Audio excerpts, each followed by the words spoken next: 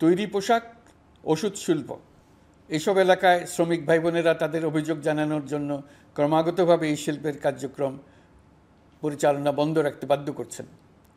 এটা আমাদের অর্থনীতিতে যে নেতিবাচক প্রভাব ফেলবে সেটা মোটেই কাম্য নয়। এমনিতেই ছাত্র শ্রমিক জনতার বিপ্লবের পর যে অর্থনীতি আমরা পেয়েছি সেটা নিয়ম নীতিবিহীন, দ্রুত ক্ষীয়মান একটা অর্থনীতি। প্রাতিষ্ঠানিক কাঠামো প্রায় ধ্বংসপ্রাপ্ত, বৈদেশিক মুদ্রার রিজার্ভ তলানিতে গিয়ে ঠেকেছে। আমরা এই অর্থনীতিতে প্রাণ সঞ্চারের চেষ্টা করছি, আমাদের উদ্যোগে সাড়াও পাচ্ছি। ঠিক এই সময়ে আমাদের শিল্প কারখানাগুলো বন্ধ হয়ে যাক, অকার্যকর হয়ে যাক, এটা আমাদের অর্থনীতিতে বিরাট আঘাত পড়বে। সেটা কিছুতেই আমাদের কাম্য হতে পারে না। শ্রমিক ভাই বোনদের অনেক দুঃখ আছে, কিন্তু সেই দুঃখ প্রকাশ করতে গিয়ে আপনাদের মূল জীবিকা বন্ধ হওয়ার উপক্রম হলে সেটা ঠিক হবে না। দেশের অর্থনীতি ধ্বংসপ্রাপ্ত হলে সেটা ঠিক হবে না।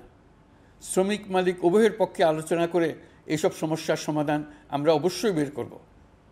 আপনারা কারখানা খোলা রাখুন, অর্থনীতির চাকা সচল রাখুন, দেশের অর্থনীতিকে সোজা হয়ে দাঁড়াতে দিন। আমরা আপনাদের সমস্যার স্থায়ী সমাধান বের করার জন্য সর্বশক্তি প্রয়োগ করব। মালিক পক্ষের কাছে আমাদের আবেদন, আপনারা শ্রমিকদের সঙ্গে বোঝাপড়া করুন, কারখানা সচল রাখুন, অর্থনীতির দুর্বল স্বাস্থ্যকে সবল করে তুলুন।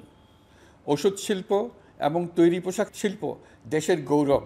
এর মাধ্যমে আমাদের শ্রমিক ভাই বোনেরা তাদের কর্মকুশলতা বিশ্বকে মুগ্ধ করেছে।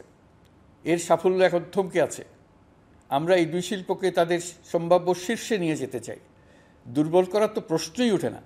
এই দুই শিল্পের কোথায় কোথায় বাধা আছে, সমস্যা আছে, সেগুলো চিহ্নিত করে তাকে বাধামুক্ত করতে চাই। আমরা বিদেশি ক্রেতাদের একত্রিত করে তাদের সহযোগিতা চাইব, যেন বাংলাদেশের এই শিল্প দুটি বিশ্বের অন্যান্য দেশের চাইতে বেশি আস্থাযোগ্য হয়ে গড়ে উঠতে পারে। সব কিছুই সম্ভব যদি আমরা শ্রমিক মালিক সম্পর্কটা একটা নির্ভরযোগ্য, আনন্দদায়ক করে গড়ে তুলতে পারি।